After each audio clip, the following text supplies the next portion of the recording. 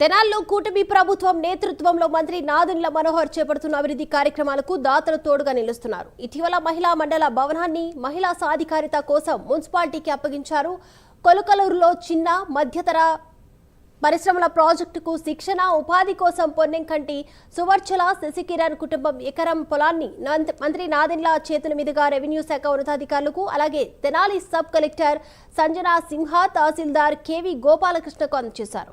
ఈ సందర్భంగా మంత్రి నాదెండ్ల మాట్లాడుతూ ఎకరం పొలాన్ని ప్రభుత్వానికి ఇవ్వడం గొప్ప విషయమని వారి ఉదార స్వభావానికి ధన్యవాదాలు తెలిపారు. ఈ ప్రాజెక్టు నిర్మాణం అతి త్వరగా పూర్తి చేసే లక్ష్యంతోనే 10 లక్షల రూపాయలను వ్యక్తిగతంగా ప్రాజెక్టు నిర్మాణానికి అందిస్తున్నట్లు మంత్రి నాదెండ్ల మనోహర్ తెలిపారు.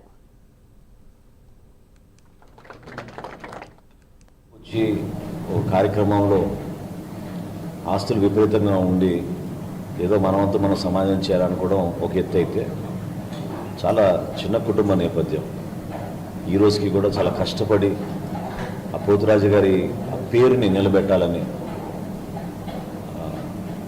ఆ ఫ్యామిలీ అంతా ఎంతో చదువుకొని చాలా ఆదర్శవంతులుగా వాళ్ళు చేసే ప్రతి కార్యక్రమంలో కూడా ఎక్కడ కూడా రాజీ లేని విధంగా నిలబడిన కుటుంబం ఇది. ఆ నేపథ్యంలో ఒక డెవలప్మెంట్ చేయాలి మన కొలటూరులో మహిళా సాధికారత కోసం అని శశికిరణ్ గారు నా దృష్టికి తీసుకొచ్చినప్పుడు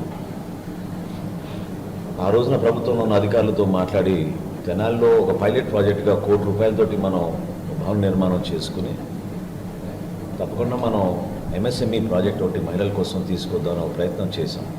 అయితే తహసీల్దార్ గారు అన్నట్టు ఎక్కడ కూడా మాకు భూమి దొరికేది కాదు, లేదు మనకి మన ప్రాంతంలో. ఇన్ఫ్యాక్ట్ తెనాలి రెవెన్యూ డివిజన్లోనే మనకి ఎక్కడ లేదు. వెతికాం, చాలా చోట్ల వెతికాం, ఎక్కడో చోట దొరుకుతుందేమో అని కనపడలేదు.